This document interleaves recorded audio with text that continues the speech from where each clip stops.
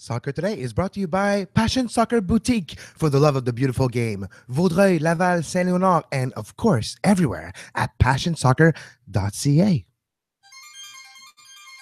You are listening to SPN, the Sports Podcasting Network.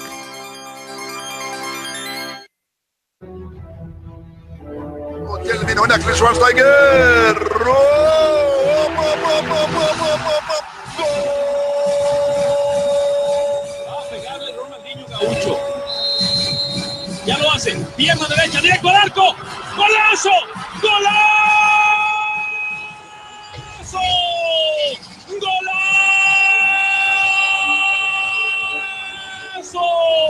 golazo. This is Soccer Today, live on SPN Radio, your new live show about the beautiful game in all its glory, with Duane, Rollins and Kevin Laramee. MLS, EPL, La Liga, Champions League, all is fair game. Powered by the Sports Podcasting Network. Visit us at sportspodcastingnetwork.com. Good day, good night, and welcome to Soccer Today. Kevin Laramee, joined as always by Duane Rollins.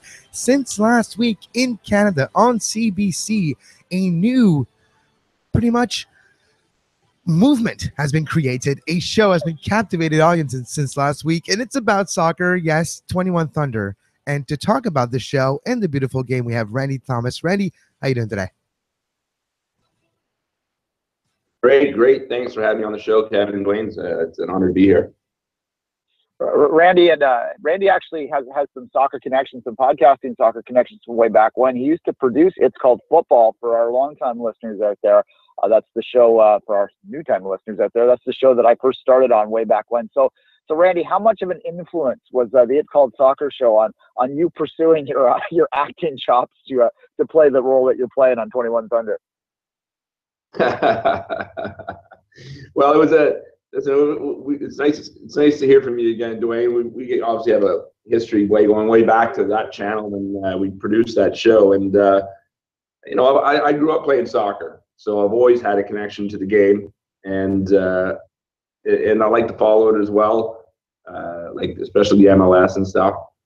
So as far as my acting and everything goes, when this kind of role came up, I jumped on the opportunity because obviously I lived that life. So to be able to have a chance to do this within my field of acting, then it was a no-brainer for me. I had to jump all over it, and the director actually gave me a real compliment the first day I was on set. After I was cast, I went to set, and they said to me, they said, you were the only person everybody agreed on that had to be cast, because they knew my history, and I guess my audition was strong enough. So it's nice to see that when I'm on camera that it comes through. It's a part of me. It's not just me acting. Fair enough. And for those who don't know, Randy plays you're the head coach of the senior team.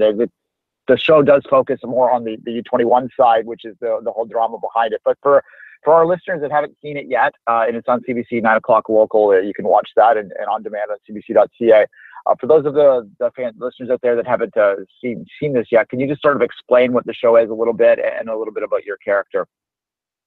Sex, drugs, and soccer. And my character is the dream maker or breaker. I'm the head coach that everybody wants to play for. And the farm team is basically what the show is based around. And the young men who were chasing their dreams, and some of them have dark histories, and they fight to get out, to change their way of life, right? Because obviously they're pursuing their dreams. And like I said, my character's the dream maker, dream breaker. They call me, jokingly on set, they call me the God of Thunder. They call me Zeus. So we have a lot of fun. Randy, the show was filmed mostly in Montreal last summer, and if for Montreal Impact fans, you do recognize Stade Saputo and other environment. How was the shooting in Montreal, and how was the genesis of this series? We've been hearing a little bit about it for the last few years, but how, in your view, it came to be? Well, the producers and writers, Kenneth Hirsch and Adrian Wills, are the main driving force behind the show. And they ended up recruiting a really good team, including Michael Levine, who's a longtime entertainment lawyer. He's nobility in the film and TV world. Once he got involved, that obviously gave it a real, he was a catalyst to really making this come together. They had a passion for soccer, and they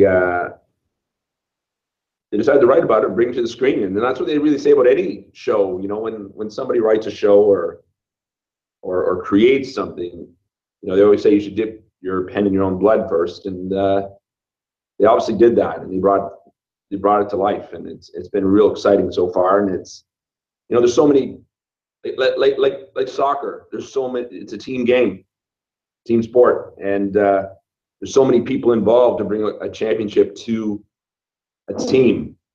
And it's the same thing when you're producing a TV show. There's so many people involved, and you might look like you have all the right ingredients, but you just come up short. And I don't think we've come up short this time. I think that you know, after I saw the first episode, and I see the way the writers have been responding, the critics have been responding, we feel very optimistic that it's going to catch on. It's really like a Friday Night Lights, but in the world of soccer. Well, which brings me to my next question. In the early genesis of this TV show, the sport chosen could have been different. There were talks about football, about hockey, about which sport should be the background of this TV show.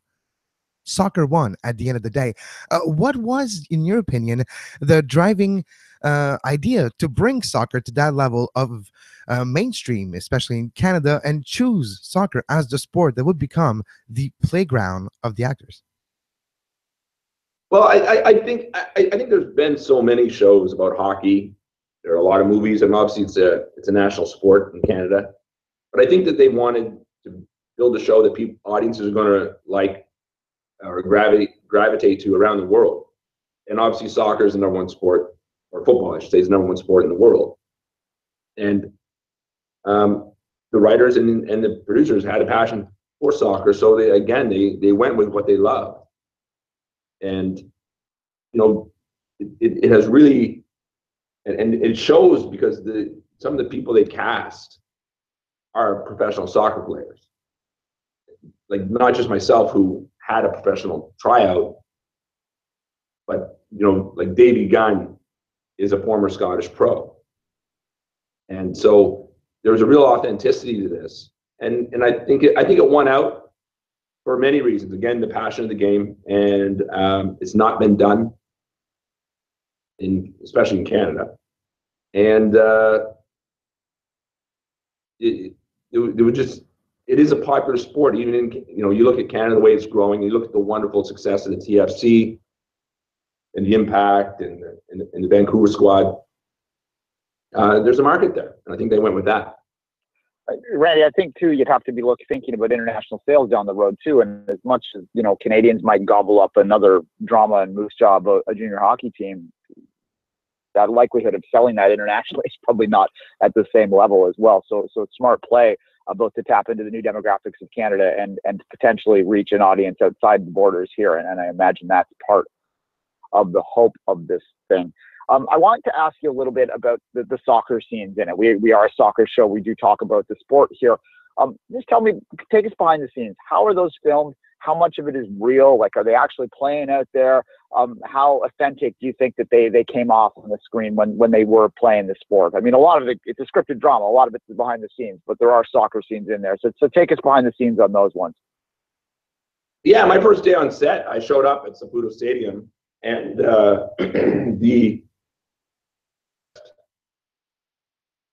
the actors are good players, but all the extras are former pros or pros. So the actors are surrounded by really good group of players. And so bringing those scenes to life, it was quite impressive to watch. I was very, as a player, I'm watching and I'm going, wow, this is actually really good. They're doing this really well. Because you might have known that I've shot some hockey films during my career as well. And those are really done well. And they use pro players as well to play with us.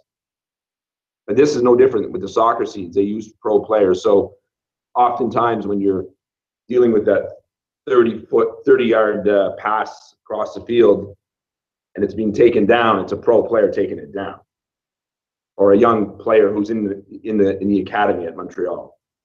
But there's a lot of very good soccer players, and the actors were also required to be good soccer players. So when you see it come together, it's done pretty well. I mean, if you're obviously if you're a very high-level soccer player or fan of the game, you'll notice a couple little things, but they've done really well. They really have. Randy, when you first walked on the screen, beyond going, oh my God, that's Randy, which was the first thing I said. The second thing I said is he looks like he might be channeling a little of Jose Mourinho there. Is that sort of where you were taking some of your influences for, or is it more of a composite of every manager that you know throughout the world? Yeah, you really touched on something there. The first day I got to set, which was that day that we filmed that first episode, or those scenes that I was in. They had me dressed in tracksuits. And when I got to my dressing room, I wouldn't even put them on. And I said, listen, guys, and I said to the ladies, actually, and they were very kind. The wardrobe people, the stylists were fabulous, because I said, listen, you don't understand. I said, I'm going to portray this as a European coach. I want to be very slickly dressed. I don't wear tracksuits. And they said, will you at least try them on? I said, no, because then somebody's going to ask me to wear them. After I got over that hurdle, the wardrobe stylist took very good care of me and dressed me very sharp. And the closest thing to a tracksuit I get is my suit without my tie.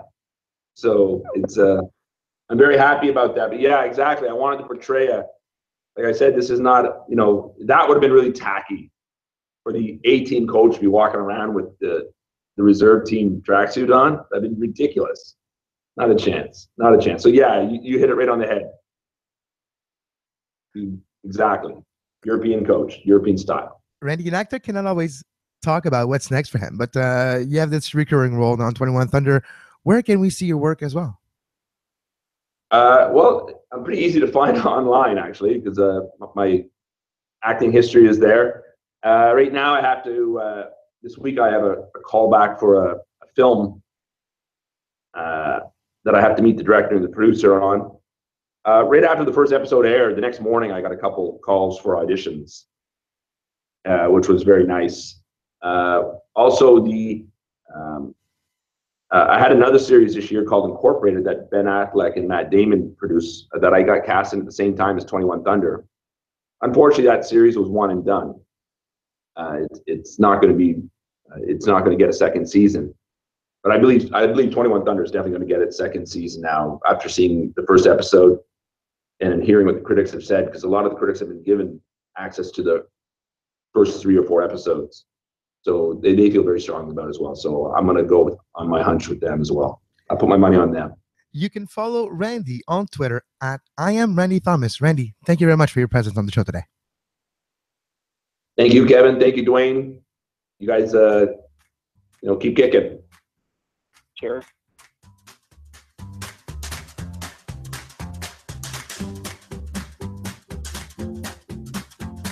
You are listening to Soccer Today, live on SPN Radio.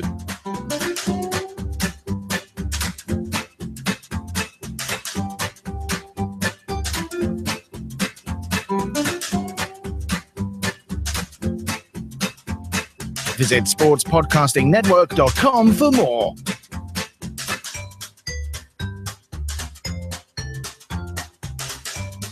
And we're back on Soccer Today. We'll have Beau Dure in a few minutes. Duane, you watched the episode that came out last week of 21 Thunder, and the second episode airs tonight at 9 p.m. on CBC Coast to Coast. What do you think about the show? It's a lot of fun. I'm not just saying that because I've known Randy for a while and because we just had him on and he's a nice guy. It truly is. It's a lot of fun. It's look. Is it high art? Is it something that HBO is going to pick up? Probably not. But what it is fun. And sometimes TV just is about having fun and watching something and enjoying yourself. And he sex and soccer. He called it off the top, right? And really is. I mean, in the first episode, you had everything going on. You had a little hint to a match fixing scandal that might be happening. You had mysterious juniors. Oh my! That's gonna go over well. Yeah, this mysterious player that they signed from Africa, from the Ivory Coast, actually, and it was before. Apparently, if you listen to the interviews, it wasn't based on Drogba, but you can't help but think that there might be a little Drogba influence in there and how it's being portrayed right now. So they signed this hotshot player, who's of course got everyone up in arms because they gave him an apartment and they're giving him preferential treatment. And the players that have been there before that are local are kind of jealous about that. And there's a little air of mysteriousness about him. We don't quite know what's going on there because he brought his little brother and there's weirdness happening there. There was a full-on sex scene in there at one point.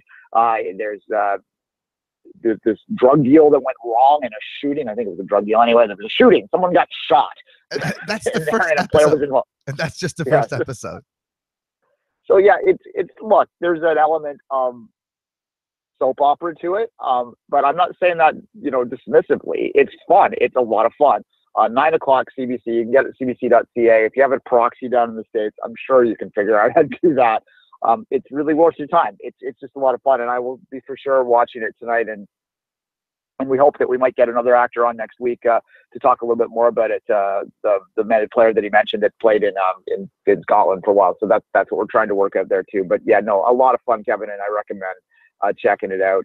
And really, I was going to say, Duane, for Montreal Impact fans, you will recognize a lot of the environments. You will see kind of like a behind the scenes of Stade Saputo and other places where Montreal do play or train at. And so that series gives you a little bit of behind the scenes of real life soccer as well while you're watching it.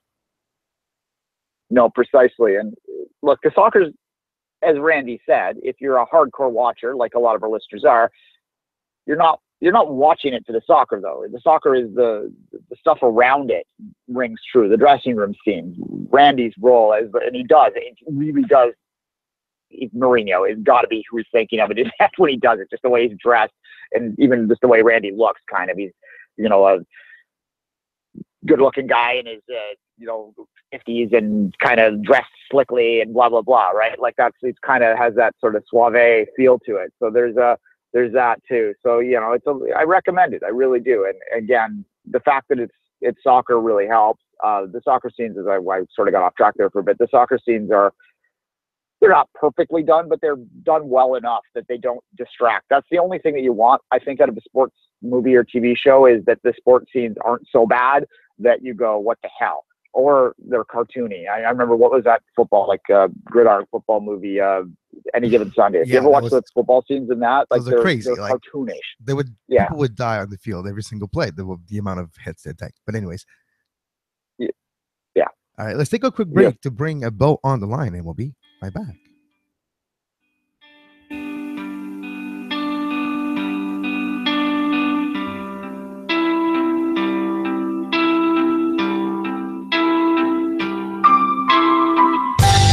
You are listening to SPN Radio, powered by the Sports Podcasting Network. Visit sportspodcastingnetwork.com for more. And we're back on Soccer Today, presented by Passion Soccer Boutique. Available everywhere at passionsoccer.ca. Joining us to talk about the Euros, the Women Euro that wrapped up yesterday, and the NWSL, Beau Dure. Beau, how you doing today? I'm great. It's raining here, but aside from that, I'm great. It's raining here too, Beau. It's raining everywhere. It's not been a great summer, but we'll leave that well enough alone. What was great was that European Championship. Especially that final, was one of the best finals I've seen. Your thoughts on the final? Am I wrong to say that? No, my goodness, what a game. I know that some defenders may quibble a little bit and say, well, the defense should have done better. It could have been slightly better goalkeeping here and there. But I think part of it is just that you're seeing how Europe's emphasis on technical skills has really come through, and particularly the finishing. I mean, they finished so many of these chances. It was really astounding. Now, granted, in the group stage they didn't, but my goodness, those they really ramped it up for the final. And I wonder if that's a difference in approach between Europe and North America, where a lot of the youth practices I see here, finishing is kind of like dessert. You know, you go through the meat and veggies of the practice, and you're doing possession drills over and over and over. Everything is a possession drill. And then if you're good, then at the end of practice, you get to take a few shots on goal. And I think there's a problem with that. I think that we really need to develop more finishers, and they were on full display yesterday. They were, a couple of the goals maybe you could say were a little bit ugly. The first goal was a badly conceded penalty, but then also terrific work as well, and getting good shots on frame. Yeah, look, you mentioned the technical skill, and that was my takeaway from the tournament as a whole. And I wrote yesterday on Twitter that I think that years from now, we might look back on this tournament as kind of that moment that old guard sort of finally was caught up by a lot of, not every country, obviously, but there's just more of a guard now. The fact that you have, Spain looking pretty good at times in this tournament, that the Netherlands obviously winning, Austria going deep out of the blue as a debutante. Just overall the depth, that was what really impressed me. And what really particularly impressed me was that Dutch squad, a squad that I saw in Montreal in the World Cup and thought that they were okay then, but the leaps and bounds that they've taken just in 2 short years is really amazing to take. Talk about the Dutch side, talk about what it means to women's football that such a skilled and just refreshing team was able to step up and take a major title, and put it into the hands of a team that a country that we haven't necessarily associated with women's football prior to now. Well, I noticed early in the tournament that their technical skill was terrific, and I commented. I said that, on Twitter. I said they're looking like the Dutch bench team. They play that style. They're very technically adept, sort of a whirlwind of orange. And a Twitter friend who, well, I have many Twitter friends who berate me all the time, so I'm not sure if I can call them friends, but said, well, why is that surprising? And I'm like, well, they haven't done it before. And he said, well, they've been training that way for years. And I said, well, it's finally paid off. And also, they are all playing, some of them are still playing domestically, but some of them are playing actually 4 of them play for Arsenal, which should make things interesting when Arsenal reassembles for the next season, and they'll have 4 Dutch players that broke England's hearts in the semifinals. And so I think that's been a good experience for them. I think they're playing at a top level a lot of the time, and playing this very technical style, and that's really come through for them. And it helps that they had the goalkeeper of the tournament. I mean, there were some good goalkeepers, but their goalkeeper was named to the best 11. So so that always helps as well. And yeah, they were marvelous throughout the tournament. I think the 3-0 against England was a bit of an unfair result for England. That game was a little closer than the score would indicate, but at the same time, they are, by every means, they're worthy champions. Beau, you got me thinking with your comment to start off the interview where you mentioned it's finishing is a dessert, and you got me thinking and reminiscing of all the sports that I played. And I'm going to generalize here and I'm going to focus on soccer for a second, but why do we want to make grinders out of everyone? Why does everyone has to be the same? Why can't we all agree that, look, some kids have more talent than others. Some kids needs to be giving that dessert more than others. But yeah, it's like we don't want to make one kid come out of the lot, so we treat everybody equal. But then we wonder why we don't have anybody standing out of the damn lot. I don't know if it's so much over equality thing, although granted that I guess the typical soccer training is everyone is doing the same thing, which you wouldn't see. You might see in basketball, but you probably wouldn't see in a lot of other sports. You certainly wouldn't see it in American football. You wouldn't have, the the offensive lineman out there passing along with the quarterback. You wouldn't have the quarterback out blocking with the lineman. So you do want well-rounded players, sure, but I think that we just overemphasize certain things. I think for a while everybody wanted to be Barcelona, and when people saw Barcelona, what they saw was a collection of short to medium range passes, and I think they forgot that there is more to it than that. They're really, they can pass the ball all over the place. If they can't finish, it doesn't add up to a lot. And so I think there's that. I think also sometimes people think of scoring as selfish. And so, passing is always considered. It's something that in American sports, it's funny, as egotistical as American sports tend to be. We've had generations of coaches who have insisted on emphasizing the people who are in the ball. I think of Dean Smith's North Carolina basketball teams. Every time you score, you point back to the person who passed it to you. So I think none of that is a bad thing. Of course, it's a good intention. You wouldn't want to have 11 players on the field who know nothing but shooting. You wouldn't get any shots. But it's just an overcorrection toward small game possession. Let's go back to the Euro, the final of yesterday, and the Dutch win. You mentioned that they played a total football kind of game, and the raise of technical but as well tactical abilities of the European team has been quite impressive over the last few years. Is it all because of the rise of the Champions League in Europe? Beau, in your opinion? The Champions League certainly has a lot to do with it, because they're playing good, solid games. Because the German league goes maybe 3 or 4 deep, and they're deeper than most. The English league is getting to where it's fairly deep too. But some of the players from the Netherlands are playing Barcelona, which is a club that they're great in just about everything. At one point, they could claim to be world champion in men's soccer and men's basketball, but they're not known yet as a women's soccer powerhouse, and that league is not known as a powerhouse. And indeed, Spain's team is lagging a bit behind the others.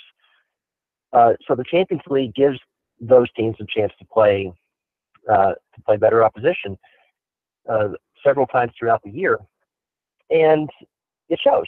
It does, and it's such a different game. It's hard to understand why, because some of these same players, I was looking at the Danish squad, and there were players that had come through the NWSL and honestly failed to make much of an impression. And it could be that we're just too physical over here. The players that are getting the most plaudits over here, you think of someone like Nicole Zerboni, who runs all over the place, can be pretty nasty when she wants to be. Not to say she doesn't have technical skill, but that's not the first thing that comes to mind, where with all these European players it is. But I guess the natural next question is there's obviously the U.S. is playing right now in the tournament that they organized with some non-European countries that are involved, and we've seen Canada play a couple games in recent times too. What does this mean for the game, the success of these European teams and rising their technical skill up? What does that, do you think, long-term mean for the North American game, which has traditionally been, maybe seen as a step above some of those mid-level European sides? You like to think they're still a step above some of the mid-level European sides, but I don't know. And it could be that the U.S. is very hard to get a read on right now, because there are talented players coming through. But yeah, the results are a little bit shaky, and it's an experimental time, and some of that is that's good, some of it's a little bit strange. But you have to bear in mind that the U.S. has tended towards stagnation for so much of the last 10 to 15 years. They get the same players in all the time, and in fact, that's the way the contracts were drawn up. It was, these players are on salary, and if you want to call in people who are not on salary, you have to jump through all sorts of hoops. And so you didn't necessarily have the competition for places that you would have on a typical national team. Now you're starting to see a bit more of that, and you may see some people who get 2 or 3 games and don't impress and don't stick around, and that's something that in the past you may not have seen, or you certainly wouldn't see someone get 15 caps to make a World Cup roster. I mean so the competition has improved. And it's interesting to see how the U.S. will adapt. But the thing is, I'm not sure there's anything the U.S. can do to adapt that will guarantee that it reaches the semifinals of every tournament from now on, which it always had until the Olympics with the loss to Sweden. And nothing's again. Brazil doesn't make the semifinals of every tournament, and Brazil's the best soccer playing country in the world. So at some point, the expectation has to change. You certainly want to keep raising the standard and keep pushing for what in that top 4 all the time and to win the championships as much as you can. But the chasing the standard while realizing that, look, on a given day, suppose this U.S. team does pretty well for the next 2 years and then goes to the 2019 World Cup quarterfinal and they're drawn against the Netherlands. We know now that's going to be a very tough game, and there's nothing the U.S. can do that would make it not tough. Fair enough. It's all in the Netherlands in that case. But let's go back to the European tournament we just watched again and look ahead to 2019 and putting the Netherlands to the side, because we all, I think, realize that this team has risen up and I think might be considered one of the elite now after a European Championship. You have to be. Who in that draw really impressed you that you might not have thought about before that you think might be able to make some noise in a couple of years in France? I'm of 2 minds about Denmark because they certainly had their part to play in making the final brilliant yesterday, and perhaps they were a little bit lucky to get there in some senses. I mean, they didn't look quite as dominant as the Netherlands did in getting there. So I'm not sure that they'll be a 2019 contender or not. I think a lot of it depends on what they're able to do on this. I think Austria overachieved. You can't read too much when you're advancing nil games and then penalty kicks.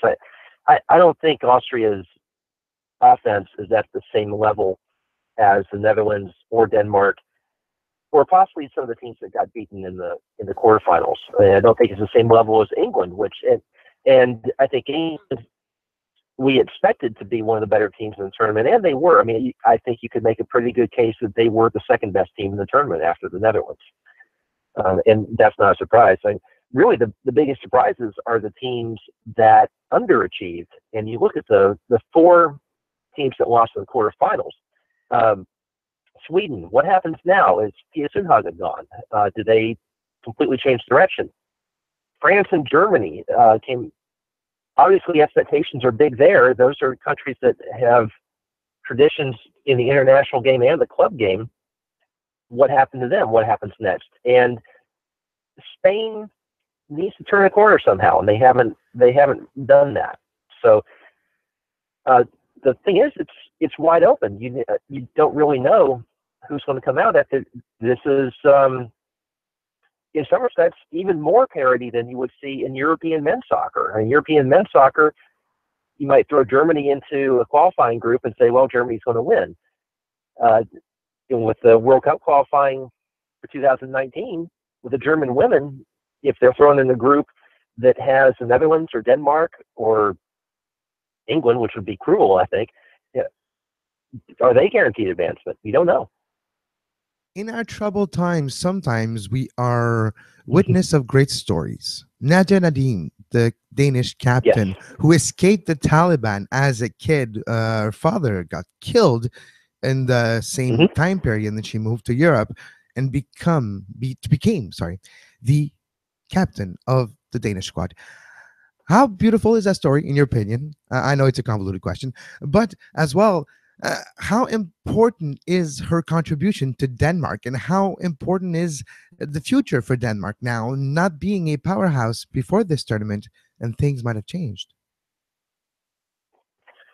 Well, Nadim is certainly important to that team, and she's the one who, you saw it yesterday when there's a penalty kick, and she puts it down and takes it very well, and she is she's a smart, skillful player, and has a little bit of that kind of American grit because she's been in the U.S. and also because she had a harder upbringing than us did. So, and some Americans learn their grit on the soccer field. She learned hers as a child, and so she's a remarkable person. And I think her story is wonderful in part because we may have seen stories like this in men's soccer from time to time. We've the French team in 1998 that won. A lot of them were immigrant sons, and that I think that changed a lot of perceptions. Unfortunately, there was some backlash as the Marine Le Pen movement shows, but for the most part, I think it showed that France was this great multicultural place.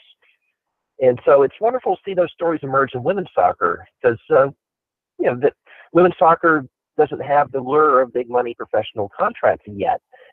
And so for someone like Nadim to get to this status is really a breakthrough. And her story's told well along with a few others in a fantastic book that's out now by Gwendolyn Oxenham. And she talks about Nadim's story and also some players in Nigeria, which actually has a professional league that has been around for decades, which I didn't even realize before I read the book, and a few other places. And women's soccer is now giving people opportunity. And so that's a wonderful thing. Beau, to wrap up today's interview, NWSL, middle of the season right now.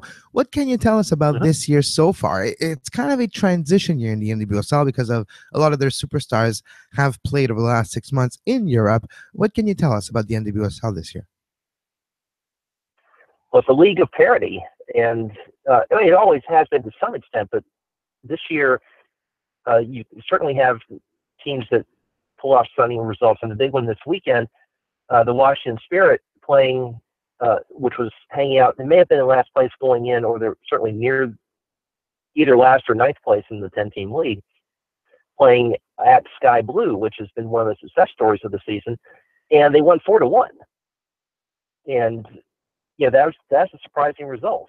And I don't know what to make of Sky Blue necessarily. Now, they were missing Sam Kerr, just as the Spirit were missing a couple players too, because not everyone has come back, or at least not everyone's ready to go 90 after the international play, after the Tournament of Nations and after the Euros.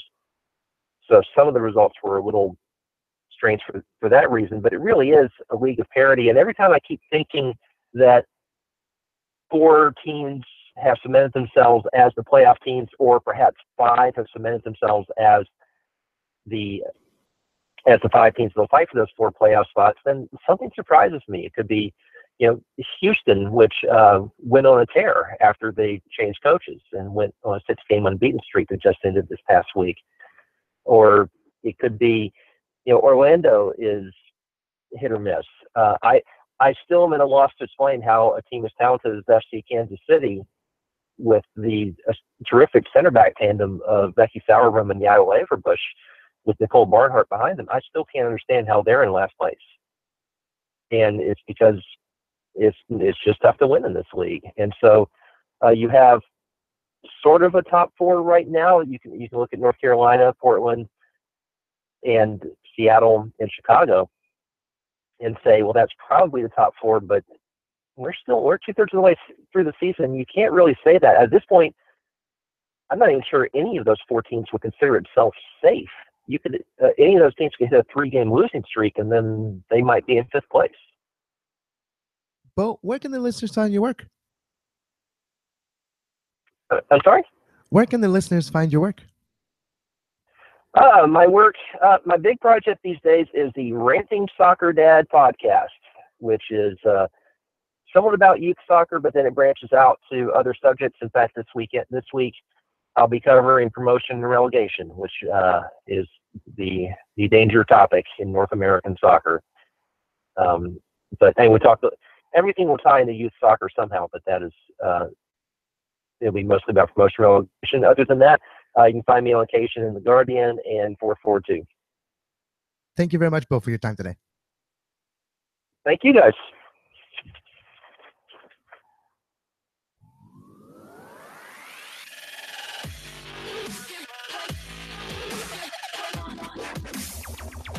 You're listening to Soccer Today on SPN Radio.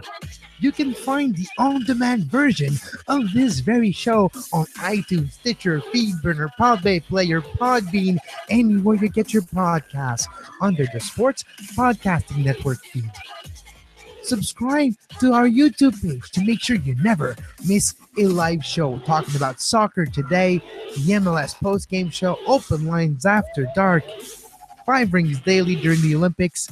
Make sure you subscribe and give us a follow on Twitter at SportsPodNet and like our Facebook page, facebook.com/Sports Podcasting Network. And we're back on Soccer Today to wrap up quickly the show. Duane, we'll do the Canadian review tomorrow, but what's the one thought you have coming out of the weekend of playing MLS? That it's a parity league. 1-1.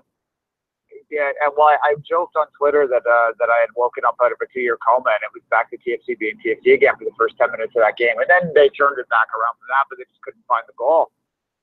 It's a parity league, and even when you are perhaps the best team of MLS history, I think there's an argument there. We'll see how it plays out in the end, and they have to win the championship to make that claim. I agree that even in that case, they're still going to lose games. You go back to those great LA Galaxy games. I remember distinctly watching the TFC beating the LA Galaxy at one point back then. It wasn't about very often. They beat them in the CCL, for instance, but it's happened. So even the best lose to the worst sometimes in this league. That's my one thought.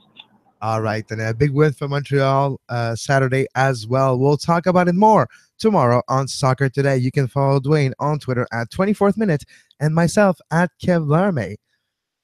Soccer Today is presented by Passion Soccer Boutique, available at passionsoccer.ca. Everything you need to love the beautiful game. And as always, until tomorrow, I'm Kevin Laramee, and have a great soccer. You were listening to SPN, the Sports Podcasting Network. Visit us, sportspodcastingnetwork.com.